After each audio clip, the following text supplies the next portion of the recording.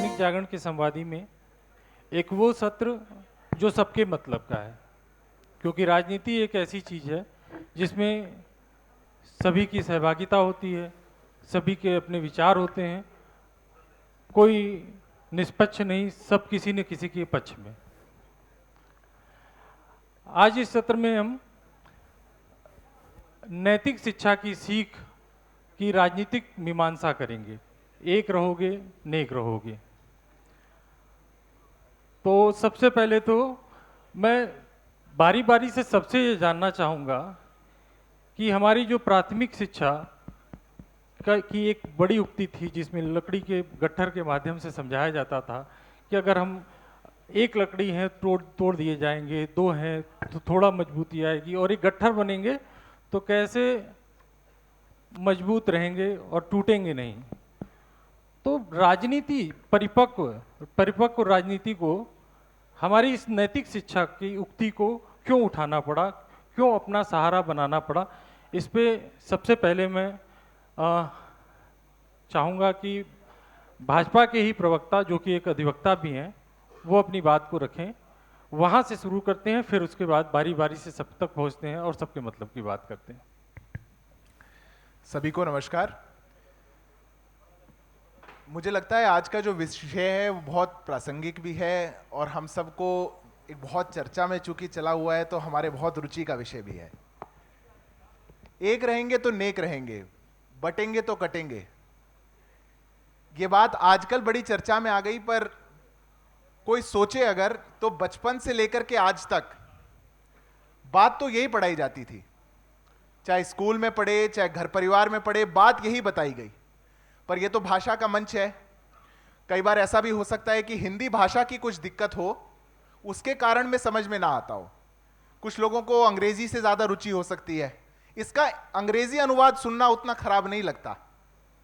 अंग्रेजी अनुवाद बटेंगे तो कटेंगे का क्या है? United we stand, divided we fall. यह सुनकर के कुछ पार्टियों को बड़ा अच्छा लगता है, यह तो अच्छी अच्छी बात है, अंग्रेजी में है। हो सकता है कुछ पार्टियों में अंग्रेजी से भी आगे इटालियन अच्छी लगती हो। इटालियन में भी कहते हैं यूनिटी रेस्टियामो दिविसी का दियामो, वहां भी बहुत अच्छा लगता है, कोई दिक्कत नहीं होती। पर अगर भारत में कह दिया जाए कि एक रहेंगे तो नेक रहेंगे, कुछ लोगों को लगता है कि हमारी राजनीतिक रोटी जो है, जिसको लंबे समय से सेकने की कोशिश की जा रही है, वो कहीं जल ना जाए। कई लोगों की राजनीति खतरे में आ गई है। कारण दूसरा रहा, अगर विकास राजनीति का आधार होता, सबको साथ लेकर के चलना आधार होता, तो शायद यह खतरा महसूस नहीं होता। पर जिन पार्टियों का आधार राजनीति करने का तुष्टीकरण रहा, उनको बहुत खतरा है। क्योंकि भारतीय जनता पार्टी ने तो अनेक नारे दिए। जब हमने कहा था सबका साथ सबका विकास, तब भी अलग तरीके से दिक्कत हुई। जब हमने कहा कि बटेंगे तो कटेंगे, तब भी अलग तरीके से दिक्कत हुई। दिक्कत के कारण है। वो बात बहुत गहरी है। गहरी इसलिए है क्योंकि जहां से इच्छा है कि इच्छा की पूर्ति हो, वहां तो बटने देना नहीं, वहां तो कहना यही है। इस देश के अंदर एक वर्ग का, और मैं खुलकर आप लोगों के बीच में कहूं क्योंकि छात्र और युवा बैठे हैं और सच्चाई को कभी झुटलाया नहीं जाना चाहिए। इस देश के अंदर हमारे मुसलमान भाइयों के वर्ग का आज तक का जितना पॉलिटिकल रिप्रेजेंटेशन रहा, उसमें से 85% एक समाज से रहा, मुसलमान वर्ग के, सिर्फ अपर क्लास से, अशराफ समाज, सैयद। बाकी जितने समाज रहे, किसी को रिप्रेजेंटेशन नहीं मिला। 460 के लगभग सांसद रहे आजादी से लेकर के आज तक। 85%। क्या कभी किसी ने बोला कि और लोगों को अवसर क्यों नहीं मिल पा रहा, क्यों नहीं सब लोग आगे बढ़ पा रहे, क्यों नहीं हम उनको लेकर के चल पा रहे? नहीं बोला गया। क्योंकि कहीं ना कहीं जैसा आजकल हम चुनावों में देखते हैं, और मैं तो हैरान हूं, पिछले एक सप्ताह से इस देश के लोकतांत्रिक चुनाव में चलते हुए कुछ मौलाना यह कह दे रहे हैं कि अगर कोई भारतीय जनता पार्टी को वोट करेगा तो उसका बहिष्कार कर दो, उसका दाना पानी बंद कर दो। यह बयान टीवी पे आपने सबने सुने होंगे। All India Muslim personal law board के प्रवक्ता ने कहे। एक तरफ तो हमारी विचारधारा है, हमने सबको दाना भी दिया, सबको पानी भी दिया। हमने सबसे ज्यादा घर भी दिए, सबसे ज्यादा बिजली भी पहुंचाई, नल से जल भी दिया, सबको राशन भी दिया, सबसे ज्यादा स्वास्थ्य भी दिया और भारत को विकसित बनाने का स्वप्न भी दिखाया। और 2047 में अगर इस भारत को विकसित बनाना है तो उसमें हर वर्ग को विकसित और हर वर्ग को आगे लेकर के चलना पड़ेगा। इसीलिए हम कहते हैं एक रहेंगे तो नेक रहेंगे, बटेंगे तो कटेंगे। किसी की राजनीतिक ऐसे षड्यंत्र का हमको शिकार नहीं होना चाहिए। देश और समाज को एक साथ लेकर के चलना चाहिए। ये नारा बस उतना ही है। गोप साहब, एक सामान्य सी बात कही गई थी कि एक रहोगे नेक रहोगे, क्या समझ लिया इसको समाजवादी पार्टी ने? और इसी सवाल को फिर मैं कांग्रेस प्रवक्ता से भी जानना चाहूँगा कि ऐसा इसमें क्या समझ लिया, क्या देख लिया पार्टी ने आपकी? सबसे पहले जागरण परिवार का बहुत बहुत धन्यवाद है। तो आपके संपादक के हमारे बड़े भाई आशुतोष जी, आपको बहुत बहुत धन्यवाद हम लोग के यहाँ आने के लिए। ये बड़ा दुर्भाग्य का विषय है। ये विश्वविद्यालय जहाँ पूरी दुनिया में विद्वान दिया, वैज्ञानिक दिया, खिलाड़ी दिया, इस सरस्वती के मंदिर में हम उस पर बहस कर रहे हैं जिस पर बहस ही नहीं होनी चाहिए। मैं पूछना चाहूँगा काबिल दोस्त से कि आज़ादी में क्या मुसलमान का योगदान नहीं था, सिख का नहीं था, हिंदू किसका योगदान नहीं था? ये दुर्भाग्य की बात है कि भारतीय जनता पार्टी के लोग भाषण तो अच्छा देते हैं, लेकिन अगर काम की बात करिए तो विश्वविद्यालय में कोई काम नहीं करते। राशन दे रहे हो, कोई एहसान नहीं कर रहे हो। ये भारत सरकार की स्कीम थी, ये कांग्रेस के जमाने में चली थी, लेकिन हर चीज पे अपनी मोहर लगा देना अच्छी बात नहीं है। रही बात एक रहोगे नेक रहोगे, कटोगे तो बचोगे, क्यों जहर बो रहे हो? मेरा कहना अगर देश रहेगा सिद्धार्थ जी तभी हम आप रहेंगे। अगर देश कमजोर हो जाएगा ना हमें कोई पूछेगा ना आपको कोई पूछेगा, न ऐसी गोष्ठियां होंगी। यहां सब विद्वान लोग बैठे हैं। मैं आपसे पूछना चाहता हूं कि नारा कब याद आया? जब 24 के लोकसभा चुनाव में जमीन पैर के नीचे से खसक गई, जनता ने जवाब दिया हमें रोजी चाहिए, रोटी चाहिए, मकान चाहिए, रोजगार चाहिए। आपको बड़ा घमंड था कि 400 पार। आप देश की जनता को गुमराह कर रहे थे। 400 पार का नारा इसलिए दे रहे थे कि 200-250 तो मिल ही जाएगा।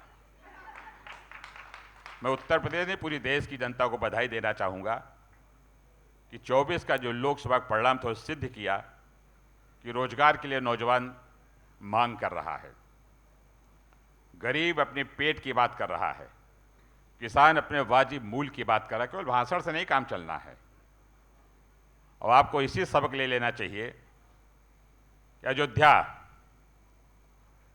जहां से आप शुरू किए वहां आपको हार का मुंह देखना पड़ा। इसलिए नहीं देखना पड़ा, भगवान भी उसी की मदद करता है जो अच्छे लोग होते हैं, बड़े मन से काम करते हैं। आप गाना सुन रहे हो, जो राम को लाएंगे उनको हम लाएंगे, आप भगवान से बड़े हो गए हो। ये सब भगवान देखता है। ईश्वर उसी की मदद करता है जो सच्चे गरीब लोगों की मदद करता है। अभी तो भगवान ने आपको सीख दी है, अयोध्या चित्रकूट तक साफ हो गए हो। इतने विषैले नारे अगर आप देते रहोगे, इतने खराब नारे देते रहोगे, तो 27 में आप गिनती गिनोगे कई विधायक बचे हैं। मेरा आपसे सीधा सीधा मानना है, यहां पे सब बैठे हैं, हिंदुस्तान तभी तरक्की करेगा जब मुसलमान के चेहरे पे मुस्कान होगी। हिंदुस्तान तभी तरक्की करेगा जब हिंदू के चेहरे पर मुस्कान होगी, किसान, नौजवान, खिलाड़ी के चेहरे पर मुस्कान होगी, तब हिंदुस्तान तरक्की करेगा। कभी कभी लगता है कि 14 से पहले देश नहीं आ जाता, वैसी बात करते हो। अरे भाई उतने बोलो जितना जनता ऊब न जाए। अब जनता सब समझ गई है। मैं आपसे इतने कहना चाहूंगा, हम हो आप हो, कोई ऐसे शब्द न बोलिए जिससे किसी का मन दुखी हो। अगर किसी का मन दुखी है तो उस राजा का कोई मतलब नहीं है, अगर किसी का मन दुखी है तो उस नेता का कोई मतलब नहीं है। मैं तो सीधा सीधा मानना है, ऐसा काम करो सब खुश रहें, अच्छी भाषा बोलो, अच्छी चीज कहो। आपने विकास डेवलपमेंट की बात आपने की है भी। मैं आपसे पूछना चाहूँ, आप एयरपोर्ट पर उतरे होगे, उस शहीद पथ तक उतर जाओ, अगर एक कोई बड़ा काम विकास का बता दो भारतीय जनता पार्टी की 7 साल सरकार में, अगर आप चलोगे लोक भवन से लेके कैंसर अस्पताल, एकाना स्टेडियम से लेके क्या क्या बताऊं, हाईकोर्ट से कौन सी बिल्डिंग है, कौन सा अखिलेश यादव नहीं किया है। आप ये विश्वविद्यालय की बात कर लीजिए। वो जब निमसे साहब थे, अखिलेश जी ने कहा कि मैं विश्वविद्यालय की मदद करना चाहता हूं, और विश्वविद्यालय को पैसा दिया, सर आपको पता होगा, और वो पैसा 30-35 करोड़ आया, ज्यादा आया, उसके बाद रुक गया। तमाम भारतीय जनता पार्टी को पैसा नहीं दे पाए। नेता वो है, राजा वो है जिसके राज में जनता खुश हो, कार्यकर्ता खुश हो। मैं आपसे हाथ जोड़ के प्रार्थना करता हूं, ऐसे नारे मत दीजिए जो देश को बांटने का काम करें। प्रोफेसर हिलाल साहब। हेलो, दैनिक जागरण परिवार का बहुत बहुत शुक्रिया कि उन्होंने अपने इस बड़े मंच पे हमको बुलाया और अपनी बात रखने का मौका दिया है। हमारे तमाम श्रोतागण, उनका भी बहुत बहुत शुक्रिया कि आप सब लोग इस दोपहर में आकर के संडे को सुन रहे हैं हमारी बात को। ये एक हैं तो नेक हैं, बटोगे तो कटोगे, ये नारा किसके लिए है? धारावी के उन गरीब लोगों के लिए जिनके आपने ज़मीन को बेच दिया है पूंजीपतियों के हाथ में, और उनसे आप ये कह रहे हैं एक रहोगे तो नेक रहोगे, बटोगे तो कटोगे। उनकी सारी झोपड़ियां उजाड़ दी जाएंगी, उनका खाना पीना ध्वस्त कर दिया जाएगा। आपने उनके लिए ये नारा दिया है? या आप जो है ये नारा उस मध्यम वर्गीय लोगों के लिए नारा दे रहे हैं जो टैक्स तो सबसे ज्यादा देते हैं, लेकिन भारतीय जनता पार्टी एक काम नहीं बता सकती है जो उन्होंने मध्यम वर्गीय परिवार के लिए किया हो। तो क्या ये नारा उस मध्यम वर्गीय परिवार के लिए या उस मध्यम वर्ग के लिए दिया जा रहा है कि आप अगर एक रहेंगे, नेक रहेंगे, और अगर आप भाजपा के चक्कर में फंस गए तो ऐसे ही बटोगे, ऐसे ही कटोगे, ऐसे ही रोजगार के लिए लड़ते रहोगे, ऐसे ही गरीब जो जिस तरह से महंगाई है उसके लिए परेशान होते रहोगे? क्या ये नारा उनके लिए है? या ये नारा उन पिछड़े, दलित, अल्पसंख्यक लोगों के लिए है जिनको कि संविधान ने गारंटी दी है, उनको अधिकार प्रदान किए हैं, और आप उस संविधान को तोड़ फोड़ के रख देना चाहते हैं? तो ये क्या नारा उनके लिए है कि आप अगर भारतीय जनता पार्टी के साथ खड़े होंगे तो आपका संविधान भी चला जाएगा, आपके सारे अधिकार चले जाएंगे, एक रहो, नेक रहो, बटोगे तो कटोगे? ये नारा भारतीय जनता पार्टी का उस वर्ग के लिए है।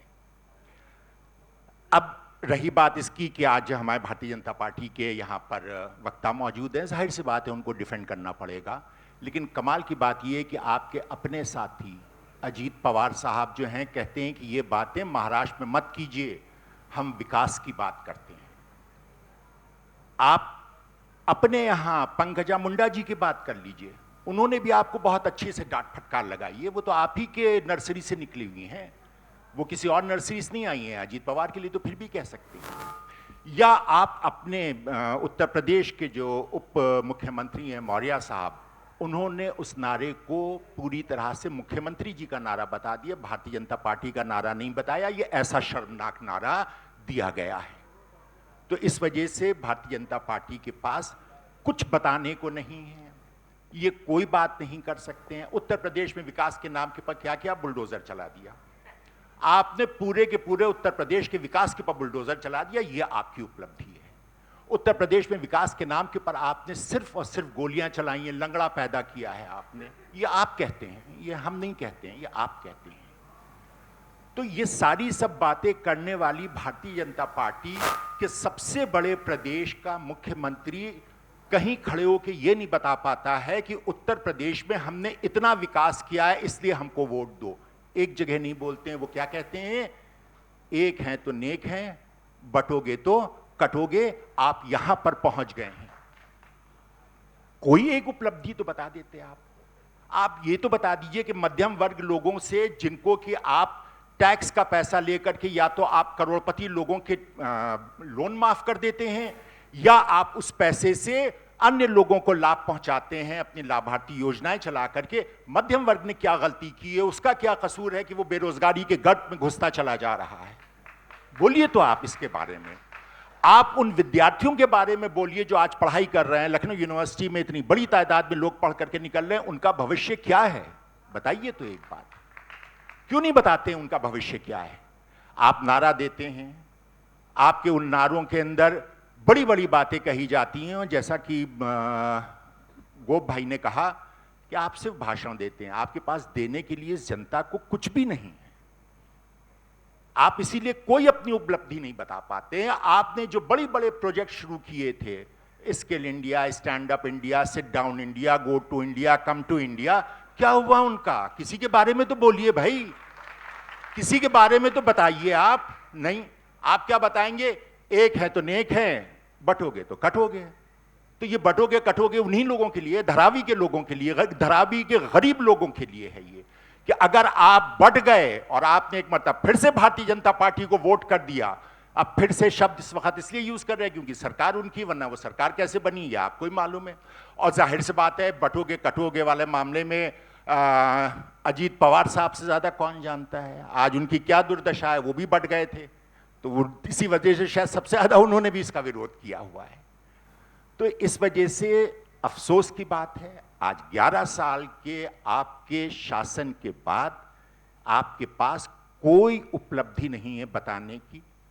और सर, एक बात आपसे बहुत छोटी सी इल्तिजा है, चमन में इख्तिलात से बात बनती है, चमन में इख्तिलात के रंग बू से बात बनती है। हम ही हम हैं तो क्या हम हैं, तुम ही तुम हो तो क्या तुम हो। हिंदुस्तान को हिंदुस्तान रहने दीजिए। अरविंद सिद्धार्थ जी, एक बात जो अभी एक दिल दो जहां वाली स्थिति में कांग्रेस और सपा दोनों हैं, वो स्पष्ट रूप से ये देख रहे हैं कि इसमें आप मुसलमानों को बांटने की बात कर रहे हैं, मतलब पार्टी। ऐसी कौन सी परिस्थितियां देखी भाजपा ने कि उनके नेता को बटेंगे तो कटेंगे के नारे तक जाना पड़ा? कौन सी परिस्थितियां देख रहे हैं वो भविष्य में? देखिए, यहाँ तो एक जिस्म दो जान है और उनके सामने एक जिस्म एक जान है, तो थोड़ा समय का अनुपात भी आप ठीक रखिएगा, क्योंकि वहां से बात बराबर ही आनी है। आपने कहा कि मुसलमानों को भाजपा बांटना चाहती है, इसलिए नारा दिया गया, बटेंगे तो कटेंगे। इसका कौन सा अर्थ निकलेगा कि बट जाइए? एक रहेंगे तो नेक रहेंगे। कौन सा वाला अर्थ मैं सुनूं कि उसमें कहा जाएगा एक मत रहिए? इसका अनुवाद यह होगा क्या? इसका अर्थ ऐसा निकलता है। एकता का नारा मैंने तो 3-3 भाषा में समझाया, समझ इनको भी आता है, पर बोलेंगे नहीं। कहानी दूसरी है, पर क्या बोलेंगे? मैं भी भाई साहब का जवाब तो बाद में दूंगा, पर एक बात की मुझको आपत्ति लगी। मैं सबसे युवा हूं इस पैनल पर। इस देश ने पहली बार स्वप्न देखा कि हम विकसित भारत बनाएं। ऑन रिकॉर्ड है, आज से पहले किसी प्रधानमंत्री ने नहीं बोला कि भारत एक विकसित राष्ट्र बने। उसके लिए देश में बहुत सी स्कीमें चलाई गई, स्टार्टअप इंडिया उनमें से एक है। मैं दिल्ली विश्वविद्यालय के प्रतिष्ठित एसआरसीसी कॉलेज से पढ़ा हूं, कॉमर्स का विद्यार्थी हूं। मेरे साथ के बहुत से विद्यार्थी आज एंटरप्रेन्योर्स हैं और स्टार्टअप इंडिया की स्कीम लेकर के बड़े बड़े बिजनेसेस चला रहे हैं। उनका मजाक मत बनाइए। Stand up India, sit down India, मजाक बनाओ इंडिया, ये बनाओ, ये भारत की स्कीम है, ये भारत के युवाओं की आकांक्षा है। आप उनका उपहास बनाते हैं। आप कहिए ना, मंच आपके पास था, माइक आपके पास था, जितना मन करे प्रधानमंत्री को गड़ियाइए। सुबह से शाम तक यही तो करते हैं। भाजपा को गड़ियाइए, मुझे गड़ियाइए, देश के साथ ना करिए। अभी बात कही भाई साहब ने, अभी उन्होंने बोला कि हमारे देश में बात ऐसी कहिए जो खराब ना लगे। बहुत अच्छी बात है, काम भी ऐसा करना चाहिए जो खराब ना लगे। सिर्फ बात से थोड़ी बात बनेगी। जब सत्ता आपके पास थी, विपक्ष में बैठ करके तो कहना सब कुछ बहुत आसान है। जब सत्ता आपके पास थी, आपने क्या करा? एक उदाहरण देता हूं, पार्टी का नाम नहीं लूंगा, मैं शर्तिया कह सकता हूं, जितने आदमी बैठे हैं सब समझ जाएंगे। उत्तर प्रदेश के अंदर दंगे हुए और सरकार ने डिसाइड कर लिया कि मुआवजा एक ही धर्म के लोगों को मिलेगा। कौन सी पार्टी ने किया था? हमने तो नहीं करा। कौन थे वो लोग? देखिए, मुस्कुराहट आ गई है चेहरों पे, समझ गए हैं सब। 2011 में सुप्रीम कोर्ट को कहना पड़ा कि आप कैसी सांप्रदायिक सरकार चला रहे हैं कि दंगों के आरोपी एक विक्टिम्स का कॉम्पनसेशन एक धर्म विशेष को देंगे। सरकार ने कदम पीछे किए, उन्होंने कहा ठीक है हम सबको देते हैं, माफी मांगते हैं, एफिडेविट दिया सुप्रीम कोर्ट में। एक प्रदेश का मुख्यमंत्री, फिर से पार्टी नहीं बोलूंगा, आप समझ जाएंगे सब, मुस्कुराहट आएगी चेहरे पे। एक प्रदेश का मुख्यमंत्री विधानसभा में खड़े होकर के कहता है कि 6 महीने में जब से हमने सरकार बनाई है 254 दंगे हमारे प्रदेश में हुए, ऑन रिकॉर्ड विधानसभा के पटल में कहा। कौन सा था वो मुख्यमंत्री? क्या इस प्रदेश में बहन बेटियां सुरक्षित थी? स्कूल कॉलेज की बात आज बहुत याद आ रही है। उन आंकड़ों पे तो जितना मर्जी आप चाहिएगा बहस करेंगे। 60,000 करोड़ का बजट था इनका, 1,00,000 करोड़ पार हो गया है जब ये सत्ता छोड़ करके गए थे। उत्तर प्रदेश के अंदर, देश के अंदर डबल एजुकेशन का बजट। पर बहन बेटियां स्कूल कॉलेज नहीं जा पाया करती थी, उनकी आबरू पर हाथ डालने वाले गुंडे माफिया सड़कों पे घूमा करते थे और आप जा जाके फतिया पड़ा करते थे। किसके लिए? ऐसा सूडो सेक्युलरिज्म नहीं चाहिए हमको। एक भारत सरकार की नीति बताइए जिसने धर्म के आधार पर किसी को भी डिस्क्रिमिनेट किया हो। एक नीति 10 साल में। अरे भ्रम और झूठ की भी तो कोई उम्र होगी। हम तो पहले दिन से यही सुनते आ रहे हैं, भाजपा आ गई तो देश से मुसलमानों को निकाल दिया जाएगा, भाजपा आ गई तो मुसलमानों को ऐसा कर दिया जाएगा, ये तो कॉन्सेंट्रेशन कैंप में डाल देंगे। क्या हुआ 10 सालों में? क्या हुआ 10 सालों में? उत्तर प्रदेश में दंगे होने बंद हो गए। गरीब मुसलमान, गरीब हिंदू वो आज चैन के साथ अपनी जिंदगी को जी रहा है। गरीब मुसलमान, गरीब हिंदू वो अपना सर सम्मान से उठा के चल रहा है। और हम मैं जानता हूं कि जब बात बहुत कड़वी लगती है कुछ समर्थक लोगों को बहुत दर्द होता है, पर या तो आप मंच पर आइए या फिर मेरी बात को सुनिए। दोनों बातें नहीं हो सकती। इसीलिए जब देश के अंदर सबके समान विकास की बात हुई, जब देश के अंदर सब समान विकास की बात हुई, बहुत लोगों को कठिनाई हुई। आप मुझे एक बात बता दीजिए, ये मैं कैसे मान लूं, और मैं एक युवा हूं, मैं कैसे मान लूं इस बात को कि 14 अप्रैल को भारत सरकार आचार संहिता लगने से एक सप्ताह पहले वो ये कहते हैं कि लुटियंस दिल्ली की 123 प्रॉपर्टियां एक धर्म विशेष के वक्फ को दे दी जाएं। मैं कैसे मान लूं इस बात को? कहां लिखा है संविधान के अंदर कि कोई सरकार ऐसा कर सकती है? अपीसमेंट की भी तो कोई लिमिट होगी, कोई तुष्टीकरण की भी तो लिमिट होगी, कोई तो बात होगी। पर जिनको पता है मात्र चुनाव जीतने के कॉन्फिडेंस का, वैसे तो अभी जैसी बातें भाई साहब कह रहे थे, उनने कहा था बड़ा गुरूर था कम हो गया, बड़ा घमंड था कम हो गया। मुझे लगता है आजकल हारने में भी जश्न मनाने लग गए हैं, क्योंकि हमने तो तीसरी बार सरकार बना ली। हमने तीसरी बार सरकार बना के इस देश में इतिहास रच दिया। 50 साल बाद ऐसा हुआ कि एक प्रधानमंत्री ने तीसरी बार अपनी शपथ ली। पहली बार ऐसा हो रहा है कि उत्तर प्रदेश में एक मुख्यमंत्री 10 साल लगातार पूरे करने जा रहा है, पर इनकी दुनिया कहीं और चलती है, क्योंकि कॉन्फिडेंस कहीं और है। और इनकी जो दुनिया जहां चल रही है, उस कॉन्फिडेंस को लोगों ने बार बार नकारा है। याद रखिएगा, हम 50 साल से सत्ता में नहीं थे, जनता हमको बैठा रही है 10 साल से, 15 साल से। कारण है उसका। ऐसा क्यों है कि पिछले 10 सालों के अंदर कांग्रेस के हमारे साथी बैठे हैं, 10 सालों के अंदर कांग्रेस पार्टी की एक सरकार किसी एक प्रदेश में रिपीट नहीं हुई। क्यों होता है ऐसा? और भाजपा जहां जाती है बार बार रिपीट होती है। भाजपा जहां जाती है, क्योंकि ये लोग जहां चुन के आ जाते हैं एक बार, जनता इनको वापस देख नहीं सकती। लूट खसोट क्या हुआ हिमाचल में, क्या हो रहा है कर्नाटक में, इकोनॉमिक पॉलिसी उत्तर प्रदेश में याद आ रही है।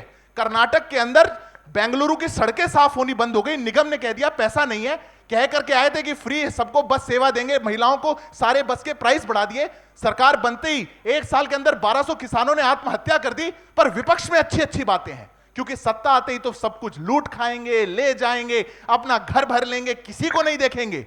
ये जो विचार है, जनता ने इस विचार को हराया है। इसलिए भारतीय जनता पार्टी को इस विकसित भारत के नारे को हमको मजबूत करने का काम किया और हमको वोट दिया है।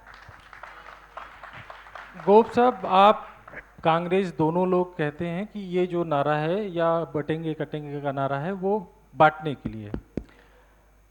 सवाल ये भी उठता है कि पीडीए किस यूनिटी के लिए सृजन किया गया था? सिद्धार्थ जी, मैं आपसे इतना केवल अनुरोध करूंगा, आप दिल्ली यूनिवर्सिटी के नहीं, अब नहीं टोकेंगे, बीच में साथ ही हैं, बड़े हो, विद्वान हो, नौजवान को सच बोलना चाहिए, न किसी दबाव नहीं चाहिए, न किसी से डरना चाहिए। आपने कहा आपने सरकार में क्या किया।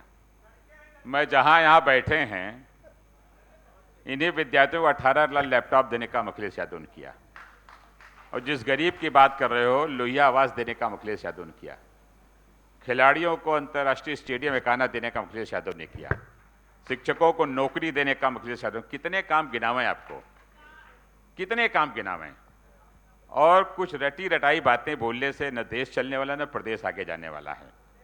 आपने कहा हम तीसरी बार सरकार दिल्ली बना लिए हैं। आपका दिल्ली जानता हो, जिन्होंने बनाया उनका भी दिल जानता है। जब लोकसभा चलती है कहना आसान है, और जब आदमी सामना कर उसका मुकाबला उसको पता चलता। मैं आपसे इतना ही कहना चाहता हूं, क्या देश जब आज़ाद हुआ था उस आज़ादी का आप नहीं मानते हो? मुझे लगता है 14 बाद सब कुछ अच्छा हो रहा है। आप वो बात कहिए जो सत्य हो। आपने अग्निवीर दिया है, किसी गांव, शायद हो सकता है गांव आप न जाते हो, हम लोग रोज गांव जाते हैं। किसी सड़क पे निकल जाइए, 100-200 नौजवान शाम को इसलिए दौड़ता मिलता है कि सेना में उसकी भर्ती होगी। सेना में जब भर्ती हो, आदमी गर्व से कहता था मेरा बेटा सेना में है, उस सीमा पर सुरक्षा कर रहा है। हमने वो दिया। जब कोई सैनिक मरेगा या शहीद होगा या उसके सीने पर गोली लगेगी तो उसकी डेड बॉडी, उसका शरीर गांव तक पहुंचाने का काम नेता मुलायम सिंह ने किया है। आप समाजवादियों से सम्मान की उम्मीद करो। रही बात कौन किसकी मदद कर रहा, सब पता है। अब झूठे भाषण से पेट नहीं भरने वाला है। अभी बाई इलेक्शन हो रहा है 9 जगह, रिजल्ट आएगा, पता चल जाएगा। मैं आपसे फिर दोहराना चाहता हूं, बातें वो कहिए, हम हों, आप हों या हिलाल साहब जो हों। आपने कहा 2 जिस्म एक जान, हम चाहते हैं आप भी तीनों एक जिस्म एक जान हो जाओ। जब अच्छी बात करो, हम लोग जोड़ने वाले हैं। रही बात पीडीए की, पीडीए में गरीब है, किसान है, नौजवान है, अगला पिछड़ा, सब पीडीए में है। इसी एक सेकंड मैडम, एक सेकंड, इसी पीडीए ने ये दिखा दिया 24 में कि आप ऐसे उलूल जुलूल नारे बोलने शुरू कर दिए हो। हम तो सबकी बात करते हैं, अगड़ों की बात करते हैं, पिछड़ों बात करते हैं, खिलाड़ियों बात करते हैं, किसानों बात करते हैं। आप अभी किसान की बात कर रहे थे। साल भर सीमा पे किसान लेटा रहा, कितने मर गए आपने कोई सोचा? आपने क्यों काला कानून वापस किया? अगर कानून में कोई गलती, क्यों वापस किया? हमें जवाब दीजिए उसका। ये भारतीय जनता पार्टी के साथियों लोग सिर्फ बहकाने का काम करते हैं। अब जनता समझ न हिंदू मुसलमान होने वाला है, न कोई नारा सुनने वाली है। अब महिलाओं को चाहिए रोजगार, नौजवानों को चाहिए रोजगार। आपे सुरक्षित किया, सबको पूरा वातावरण ठीक किया। अरे हम लोग 4 बार सरकार में रहे, हमारा नेता देश का रक्षा मंत्री रहा। हमसे आप काम की बात करते हो। काम के बारे में अखिलेश यादव कोई मुकाबला नहीं कर सकता। बहुत बड़ा विजन है, क्लियर विजन है। और जब मिलते कहते हैं गरीब किसान बताओ। आपको मैं एक चीज बताना चाहता हूं, कभी किसी गरीब का दिल न दुखाना। गरीब की दुआ बद्दुआ दोनों लगती है। बद्दुआ लग गई, 24 में ठीक हो गए। अगर दोबारा लगी 27 वो हाल होगा कि भाषण कोई सुनने वाला नहीं होगा। हिलाल साहब, उपचुनाव में कांग्रेस उस तरीके से नहीं दिख रही है जिस तरीके से दोनों लोगों ने साथ मिलके पिछला रिजल्ट लिया था। सपा की सक्रियता है, अखिलेश यादव सब जगह जा रहे हैं। राहुल गांधी जी कहीं उपचुनाव में अभी इधर उनका यदि कुछ हुआ हो तो आप हमको करेक्ट करिएगा। दूसरा एक सवाल इसी के साथ है कि दोनों सवाल एक ही साथ ले लीजिएगा कि क्या पहले मंदिरों, मस्जिदों, सब जगह जाने वाले राहुल गांधी जी ने आजकल सनातन से परहेज करना शुरू कर दिया है क्या? जो आपको चल एक छोटा सा जवाब हम हमारे जो पैनल के सबसे युवा साथी उनको देना चाहेंगे। सर, आपने जो बात कही है, स्किल इंडिया की बात कही करें अगर हम, तो वो स्किल इंडिया आज कहाँ है? कहीं आप लोगों ने सुना है पिछले मतलब कितने साल हो गए जब आपने स्किल इंडिया के बारे में हमारे यशस्वी प्रधानमंत्री श्री नरेंद्र मोदी जी के मुंह से सुना हो? कहीं सुना हो तो आप बताइए उसके बारे में। खत्म हो चुकी है वो योजना। आपने मुद्रा योजना लेकर के आए और मुद्रा योजना की बराबर बात करते हैं। आज की तारीख में कोई बैंक मुद्रा योजना के अंतर्गत कोई लोन नहीं दे रहा है, क्योंकि सबसे ज्यादा एनपीएस जो हो रहे हैं वो मुद्रा योजना के अंतर्गत हो रहे हैं। तो मुद्रा योजना में हम आपको ही ये बात कहते हैं कि यहाँ के पास इतने स्टूडेंट बैठे हुए हैं, कई लोगों ने इसके लिए अप्लाई किया होगा, किसी एक को आप दिलवा करके दिखा दीजिए किसी बैंक से। सर, हम लोग बाजारों के नेता हैं, जितने लोगों का आप हैं मुद्रा लोन वालों को मैं बुलाते हैं जी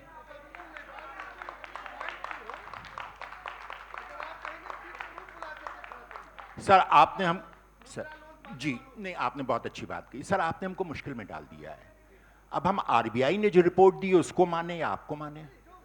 नहीं, हम बहुत दिक्कत में पड़ गए हैं कि या तो आरबीआई झूठ बोल रही है या आप गलत बयानी से काम ले रहे हैं। किसी एक बार रिपोर्ट भी दिखा दीजिए। सिद्धार्थ जी, दिखा दीजिए एक बार, आग्रह है। हम थोड़ा सा इंतजार कीजिए, हम आपको बता देते हैं। रिपोर्ट दिखा दीजिए। बिल्कुल बिल्कुल बिल्कुल। आप सबको संवाद का मौका दिया जाएगा। आरबीआई या तो धैर्य से गलत आप बोल बात रहा सुनिए। है या तो आरबीआई गलत बोला हो सकता है, क्योंकि वहां के ऊपर जो गवर्नर हैं वो इतिहासकार हैं, उनको बहुत ज्यादा अर्थशास्त्र के बारे में जानकारी शायद नहीं होगी, तो हो सकता है उन्होंने रिपोर्ट गलत बना दी हो। आप सही बोल रहे होंगे, कोई चैलेंज नहीं करते, कोई ये गलत बोला, कोई एक गलत बयानी से काम ले रहा है। एक बात हो गई इसमें। सर देखिए, डिबेट का मंच नहीं है, संवाद का मंच है, तो बहुत शांति से संयम से बात को सुनिए। आपके लिए भी वक्त दिया जाएगा जिसमें आपसे भी सवाल लिए जाएंगे। अभी फिलहाल बहुत धैर्य से बात को सुनिए। धन्यवाद। कौशल विकास योजना के सारे केंद्र जो नए खोले गए थे सब बंद हो चुके हैं। वहां के पर कोई एम्प्लॉयमेंट जनरेशन नहीं हो रहा है, ये हम भी जानते हैं और आप भी जानते हैं इसके बारे में। स्टार्टअप इंडिया में जितना बड़ा फेलियर स्टार्टअप इंडिया के अंदर हुआ है, उतने ज़्यादा फेलियर्स नहीं हुए। हम बिल्कुल कुछ लोगों को आगे बढ़ करके आए हैं, जाहिर सी बात है वो उनकी अपनी मेहनत है, सरकार का उन्होंने साथ ज़रूर लिया होगा और उसकी वजह से वो जो हैं वो आगे बढ़े होंगे, लेकिन वो इंडिविजुअल प्रतिभाओं की बात है। अदरवाइज स्टार्टअप इंडिया के अंदर आज की तारीख में आप शेयर मार्केट उठा के देख लीजिए, स्टार्टअप इंडिया की क्या पोजीशन है, आपको पता लग जाएगा कि क्या हाल है। अगर शेयर मार्केट को उठा लें तो वो तो पूरी तरह से धड़ाम हो चुकी है, पूरा का पूरा जो है वो लगातार नीचे आती जा रही है, क्योंकि हम इकोनॉमिक्स के हैं इसलिए हम शेयर मार्केट को बहुत ज़्यादा बोलना नहीं चाहते हैं उसके ऊपर। तो वहाँ के पर क्या हालात हैं ये आपको भी मालूम है और हमको भी मालूम है। इसमें एक बात बहुत अच्छी लगती है हमको भारतीय जनता पार्टी की, जब वो कहते हैं कि हमारे जो नरेंद्र मोदी जी प्रधानमंत्री हैं वो इकलौते ऐसे प्रधानमंत्री हैं 50 साल के बाद जिन्होंने 3 मर्तबा प्रधानमंत्री की शपथ ली है। 50 साल के बाद आप इकलौते कहते हैं ना, 50 साल के बाद। अटल बिहारी वाजपेयी जी ने क्या भारतीय जनता पार्टी छोड़ दी थी? 3 बार तो उन्होंने भी शपथ ली थी प्रधानमंत्री के रूप में, 3 मर्तबा उन्होंने भी शपथ ली थी। ऐसा तो नहीं है कि उन्होंने 3 मर्तबा शपथ नहीं ली हो। 3 दिन 13 महीने उसके अंत पे पूरी 5 साल की सरकार, 3 मर्तबा शपथ ली थी ना, बगैर शपथ के तो नहीं बैठ गए थे वो जाकर के। तो शायद भारतीय जनता पार्टी ने या तो अटल बिहारी वाजपेयी जी को त्याग दिया है या अटल बिहारी वाजपेयी जी की उपलब्धियों को त्याग दिया है। ये आपका अपना अंदरूनी मामला है, इसके बारे में आप स्वयं विचार कीजिएगा। सर हम अपनी बात पूरी कर लें, हम बीच में जी शुक्रिया शुक्रिया। आपने एक सवाल पूछा कि क्या सनातन धर्म से दूरी बना ली राहुल जी ने। राहुल जी ने या किसी भी कांग्रेस के नेता ने किसी भी धर्म से दूरी नहीं बना रखी है। वो सारे धर्मों को बराबर से मानते हैं, बराबर से जानते हैं। एक दौर था जब आप राहुल जी के जो मंदिरों में यात्रा होती थी उसको दिखाया जाता था, आज की तारीख में आप उसको नहीं दिखाते हैं। ये एक बड़ा कारण है। एक बड़ा अच्छा सवाल यादव जी ने किया कि आखिर क्या कारण है कि बीजेपी की सरकार बार बार वापस आती है, विपक्ष की सरकारें बार बार वापस नहीं आती हैं। तो शायद वो ये कहते वक्त बंगाल भूल गए, वेस्ट बंगाल भूल गए, दिल्ली भूल गए। चलिए छोड़िए, हम उसकी बात नहीं करें, हम तमिलनाडु की भी बात नहीं करते, हम केरला की भी बात नहीं करते हैं, हम इन सबको अलग कर देते हैं। इसके लिए तो आपको धन्यवाद देना चाहिए था इलेक्शन कमीशन को, जो अब विपक्ष की सुनता ही नहीं है। आप कुछ भी कहते रहिए जाकर के इलेक्शन कमीशन से, कोई शिकायत करते रहिए, वो सुनता ही नहीं है। तो आपको उसका धन्यवाद देना चाहिए। देश की जनता तो जाहिर सी बात है जनता जनार्दन है, जो उसका आदेश है वो सर आंखों के ऊपर है। अगर हमको दोबारा लाती है तो हम आएंगे, नहीं लाती है हम नहीं आएंगे। लेकिन आपको शुक्रगुजार इलेक्शन कमीशन का होना चाहिए। सिद्धार्थ जी से हम थोड़ा पूछना चाहेंगे कि आखिरकार योगी जी के जो नारा है बटेंगे तो कटेंगे को अखिलेश यादव जी नकारात्मक और राजनीतिक इतिहास का सबसे खतरनाक नारा क्यों मानते हैं? ऐसा उनका क्यों मानना है? क्या चीज उनको भयभीत करती है या क्या चीज उनको सजग करती है? मैं पहले 2-3 फैक्चुअल बातों का जवाब दे दूं फिर आगे कहूंगा। मैंने कहा था कि कांग्रेस पार्टी पिछले 10 सालों में किसी स्टेट को रिपीट नहीं करी। बंगाल, दिल्ली और तमिलनाडु याद आ गया, वहां तो पता नहीं 30-30 साल से नहीं आ रहे हैं, 20-20 साल से नहीं आ रहे हैं, ये स्थिति है। पर अपनी स्थिति जिनकी इतनी कमजोर हो जाए, पर खुशी उसी में है। खुशी देखिए, मैंने कहा पहला दूसरा ऐसा प्रधानमंत्री और पहला ऐसा जो 50 साल में 3 पूरी टर्म पूरी कर रहा है। किस बात पे फोकस है कांग्रेस पार्टी का? अरे अटल जी ने भी तो 3 बार शपथ ली थी, शपथ नहीं बता रहा था। अब दूसरी बात, अभी मुद्रा की बात कही, और देखिए कई बार कुछ चीजों पर युवाओं से नहीं बहसना चाहिए। जितने युवा वहां बैठे हैं, mudra.org.in अपने फोन में खोलिए, उसमें कितने मुद्रा लोन किस साल में दिए गए, कितने लोगों को दिए गए, बेनिफिशियरीज कौन है, कितना अमाउंट दिया गया, सब कुछ है। पर कांग्रेस पार्टी के प्रवक्ता पता नहीं कहां से घर में छापते हैं आरबीआई की रिपोर्ट, दफ्तर में बन रही है, या कोई व्हाट्सएप पे भेज देता है तो उसको मान लेते हैं। क्या समस्या है? एक बात मैं इधर और कहूंगा, फिर प्रश्न की बात कहूंगा। इन्होंने कहा मन का दर्द जानता है कि लोकसभा में बैठते हैं तो कैसा लगता है। हम ऐसे मन के दर्द के साथ अगले 30 साल तक बैठने को तैयार हैं। आप विपक्ष में ही रहिए, कोई दिक्कत नहीं है। ये मन का दर्द आप हमको दे दीजिए, कोई बात नहीं। हम नहीं लाए 400, हम कुछ कम रह गए, हमने स्वप्न देखा था, हम ऐसी सरकार 30 साल तक बना लेंगे, कोई बात नहीं। आप जहां हैं वहां बने रहिए और ये खुशी बनाए रखिए। हमारी खुशी और शुभकामनाएं आपके साथ हैं। अब आपने पूछा कि अखिलेश जी को इतना खराब क्यों लगता है। अखिलेश जी को लगता है कि ये राजनीतिक इतिहास का बड़ा खतरनाक नारा है। खतरनाक इसलिए है क्योंकि उनकी राजनीति खतरे में है। जिनकी राजनीति खतरे में हो उनको इस नारे में सब कुछ खतरनाक लगेगा। अगर जो सबके साथ की बात करते होंगे वो नहीं लगेगा। और मैं लाइव एग्जांपल आपको यहां दे सकता हूं, आप मेरे को 30 सेकंड दीजिए। 2 पार्टियां बैठी हैं, उत्तर महाराष्ट्र में दोनों चुनाव लड़ रहे हैं। एक संगठन है, कोई लॉ का विद्यार्थी है क्या यहां पे? कुछ लॉ के लोग हैं? कम लोग हैं। पर आप लोग भी बताइएगा, कानून तो थोड़ा थोड़ा जानते हैं, संविधान भी जानते समझते होंगे। इनके पास तो सिर्फ किताब है, खोली नहीं। आप लोगों ने खोल के पढ़ी होगी जरूर। एक महाराष्ट्र में संगठन है IUML नाम का, उसने 17 मांगे लिख करके दी। उनने कहा इन 17 मांगों को मानोगे तो हम फतवा जारी करते हैं कि सब लोग वोट तुमको देंगे। उन मांगों में क्या लिखा है? उसमें लिखा है कि पुलिस की भर्ती धर्म के आधार पर मुसलमान वर्ग को ज्यादा की जाए। यह संवैधानिक है, यह कानून के हिसाब से है। दूसरी मांग क्या है? 1000 करोड़ की प्रॉपर्टी वक्फ को दे दी जाए, 1000 करोड़ रुपया दिया जाए। तीसरी मांग क्या है कि 2012 से लेकर के 2024 तक के जितने दंगों के आरोपी हैं मुसलमान वर्ग के, उन सब लोगों को सरकार बनते ही छोड़ दिया जाए। यह संवैधानिक है, कानून के हिसाब से है। आश्चर्य की बात देखिए, संविधान, कानून, सबकी बात कहने वाले और रोज रटा रटाया राग सुनाने वाले पत्र लिख करके उनका धन्यवाद किया, कहा सरकार बनते ही पूरा साथ देंगे, बस वोट दिलवा दीजिए। ऐसा भारत का लोकतंत्र नहीं है। यह सूडो सेक्युलरिज्म वाला भारत का लोकतंत्र नहीं है। कब तक झूठ में रखेंगे आप हमें? यह आस्तीन का सांप बाहर निकालिए और रखिए देश के सामने, या तो कहिए खुल करके हां हम करते हैं एक वर्ग की राजनीति, कह दीजिए ये बात, हमें चाहिए मुसलमानों का वोट। हम नहीं बोलेंगे घुसपैठ पे, हम नहीं बोलेंगे यूनिफॉर्म सिविल कोड पर, हम नहीं बोलेंगे एनआरसी के ऊपर, हम नहीं बोलेंगे धारा 370 पर, हम नहीं बोलेंगे कश्मीर पर, कह दीजिए। ये रोज रोज ये बिल्ली चूहे वाला गेम खेलना, छुपते छुपते घूमना और ये कहना नहीं नहीं वोट सारा उनका चाहिए, पर मंच पे आकर के बैठेंगे, कहेंगे बात अच्छी अच्छी करो, बात अच्छी अच्छी करो, काम हम खराब खराब करेंगे, काम हम खराब खराब करेंगे, बस बात अच्छी अच्छी करते रहना। इनकी जो ये राजनीति है ये खतरे में पड़ चुकी है। क्योंकि जो लोग, और मैं अंतिम बात बोलता हूं, मुझे नहीं लगता ये नारा जितना जिनको खराब लग रहा होगा उनको वो बात कुछ और अच्छी लगी होगी। अगर इस देश में, इस देश के सबसे बड़े पॉलिटिकल खानदान का वारिस, सबसे बड़े पॉलिटिकल खानदान का वारिस मंच पे खड़ा होकर के ये कहता है कि मिस इंडिया की जाति बताओ, पत्रकार की जाति बताओ, जज की जाति बताओ, सैनिक की जाति बताओ, वो इससे बेहतर नहीं है। मत बांटिए इस देश को, मत बांटिए। क्योंकि आपके दिमाग में जो फितूर हो चुका अपने एक पॉलिटिकल अरिथमेटिक को बिठाने का, एक तो पक्का है, एक वर्ग तो पक्का है। अब बाकी बताइए क्या क्या लाएं, कहां कहां से लाएं, उसके लिए कैसे बांटें। जब तक यह फॉर्मूला रहेगा देश आगे नहीं बढ़ सकता। अब एक आप ही के पास आ रहे हैं, आप ही के पास आ रहे हैं, एक सवाल के साथ आ रहे हैं। आखिरी प्रश्न मेरी तरफ से है, उसके बाद फिर श्रोताओं की तरफ से आएगा सवाल। मैं प्रयाग से आया हूं तो मैं बगैर महाकुंभ की बात किए अपने इस सेशन का अंत नहीं कर सकता।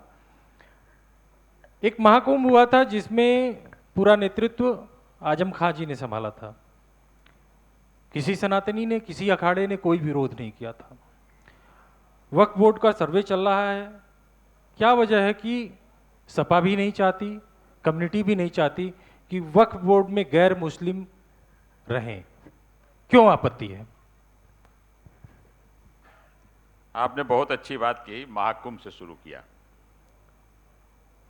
आजम खान साहब ने जो महाकुंभ का आयोजन कराया, अखिलेश जी मुख्यमंत्री थे, इतना शानदार महाकुंभ हुआ जिसकी हर वर्ग ने तारीफ की और दुनिया के दूसरे मुल्कों ने उसकी कुल तारीफ की। उस पर आर्टिकल भी लिखा गया कितना सफल महाकुंभ हुआ है। और वहाँ तक रही आपने बांटने की बात की, हम सबका वोट भी लेते हैं, सबके साथ भी रहते हैं और सबके साथ की हम बात भी करते हैं। सिद्धार्थ ने एक बात कही कि ये नारा से किसी को खतरा है। सिद्धार्थ भाई, आप अगर दिल पे हाथ रखे हो तो जान जाओगे समाजवादी पार्टी संघर्ष की कोख से पैदा हुई पार्टी है। इसको किसी से खतरा नहीं है। हम 22 में भी बढ़े हैं, हमारा 24 में प्रदर्शन आप देख लीजिए। हमने जो रिजल्ट दिया है, आपके बड़े बड़े थिंक टैंक उनको उम्मीद नहीं थी, लेकिन यहाँ तमाम पत्रकार साथी हम लोगों ने पहले दिन प्रेस में कह दिया था कि गिनती जब शुरू होगी तो भाजपा के पसीने आ जाएंगे।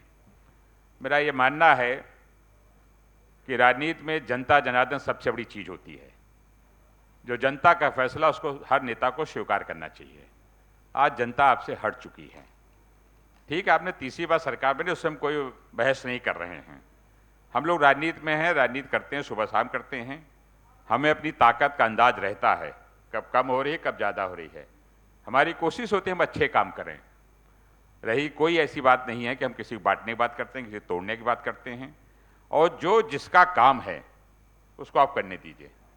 जिसमें जिस विषय में जिसको ज़्यादा जानकारी हो उसमें हमें आपका दखल की कोई जरूरत नहीं। सारे लोग हैं, सब मेंबर, हर तरीके के मेंबर हैं, हर बिरादरी के मेंबर हैं, अपनी बात को कह रहे हैं। मैं आपसे सिर्फ दोबारा ये प्रार्थना करना चाहता हूं कि देश से बड़े ना आप हो ना हम हैं। और जब देश सुरक्षित रहेगा, देश रहेगी, तभी पार्टी रहेगी, हमारा आपका सम्मान रहेगा। मेरी आपसे फिर यह प्रार्थना है, इन नारों में कोई दम नहीं है।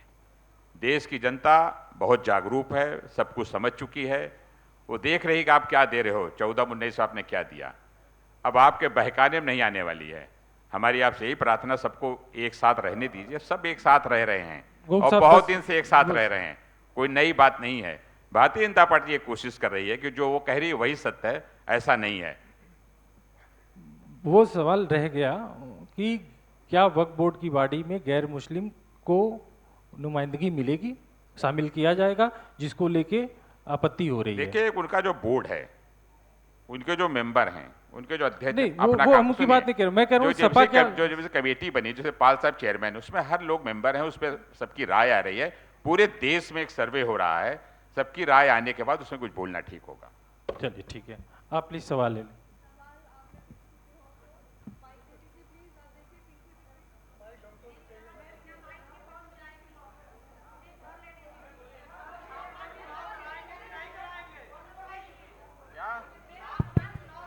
सर नमस्कार, मेरा नाम सूर्य प्रकाश पाठक है। सर मैं अरविंद सर से जानना चाहता हूं। ये जवाब दे दें।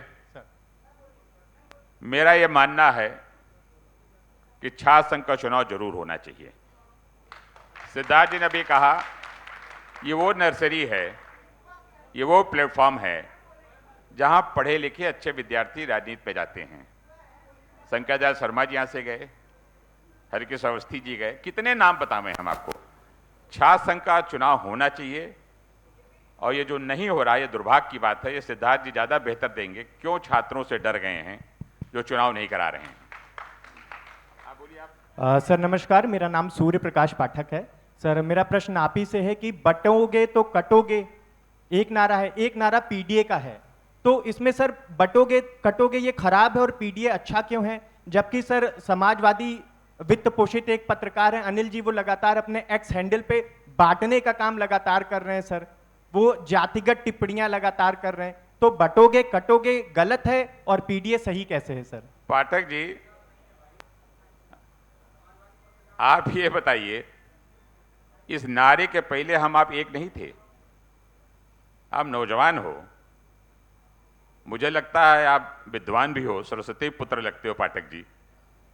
आप जैसे नौजवान अगर इस बात को पूछेंगे तो दुर्भाग्य की बात है। मैं आपसे इतना पूछना चाहता हूं, क्या हम एक नहीं थे? हम एक साथ नहीं रहते थे? हम एक साथ नहीं खाते पीते थे? हम ईद और दीपावली एक साथ नहीं मनाते थे? आखिर क्या जरूरत पड़ गई इतने जहरीले बात कहने की? जब हम एक थे, आप अगर नदी में गंगा में लाठी मारोगे तो क्या पानी अलग कर दोगे? आप वो भावना न पैदा करो जो किसी को अच्छा न लगे।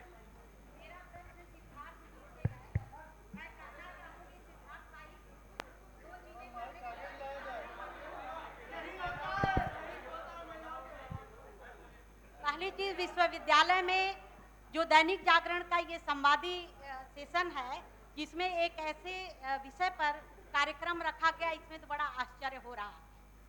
लेकिन मैं सुन रही थी सिद्धार्थ भाई को, युवा हैं, मंच पर ही लोगों ने कहा कि युवा साथी हैं। मेरा प्रश्न ये है कि बटोगे तो कटोगे। हिंदी साहित्य में 3 चीजें चलती हैं, शब्द शक्तियां जिसको कहते हैं। क्योंकि ये नारे आपको बहुत दिनों तक अभी देने हैं, इसलिए आप इसको सुन लीजिए।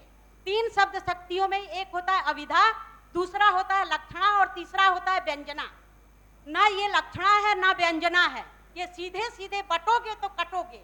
इसकी सिर्फ व्याख्या हो सकती है, इसलिए आप ये मत कहिए इसका अनुवाद कर लीजिए, इसका ये अर्थ निकलता है, उसका वो अर्थ निकलता है। इसका सीधे सीधे अर्थ निकलता है कि तुम बटोगे तो कटोगे। ठीक समझे हैं बिल्कुल। हाँ, मैं एक सवाल, मेरा सवाल है। पहले तो मैं मदन मोहन सिंह गोरखपुर से हूँ।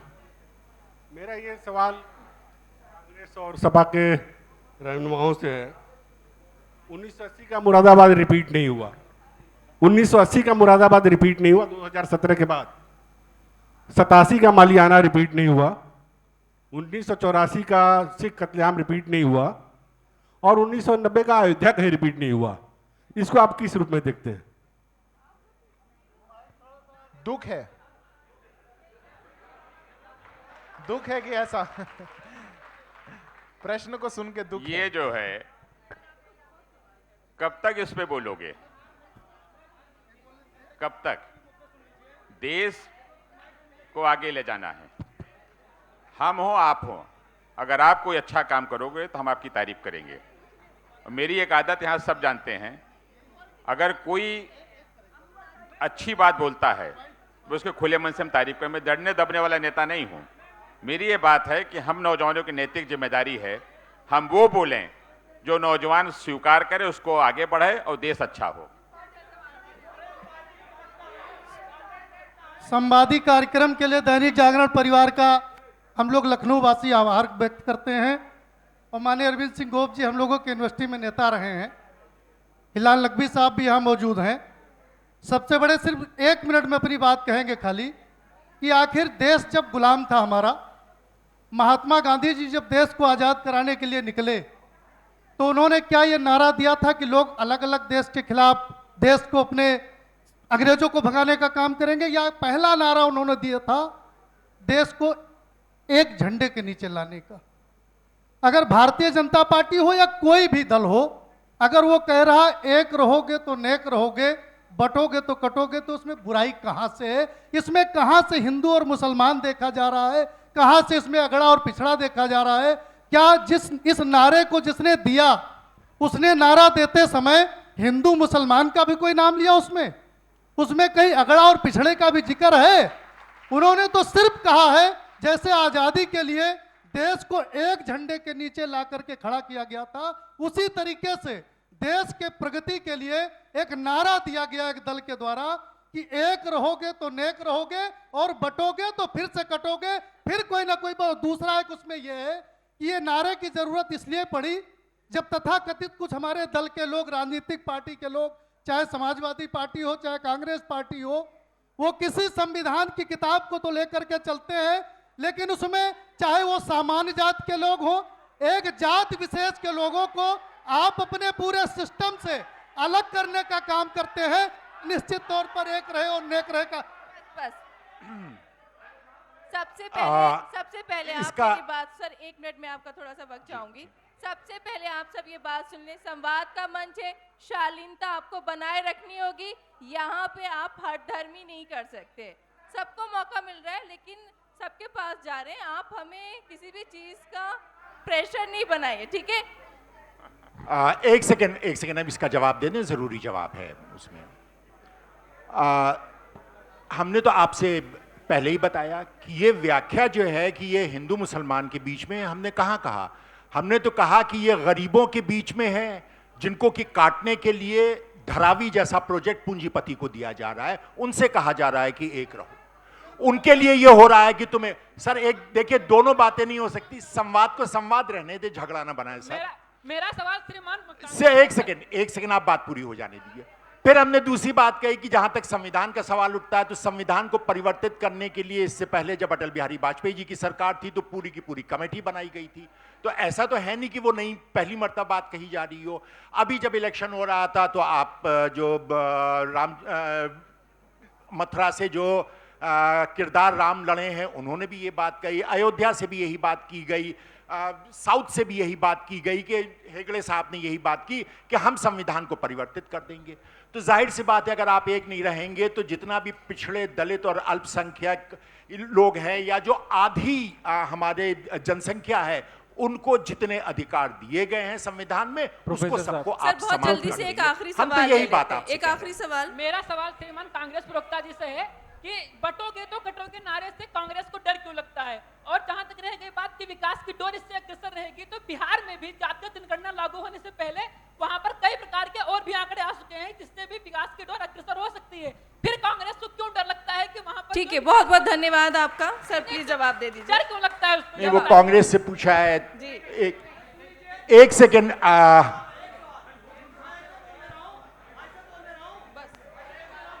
जवाब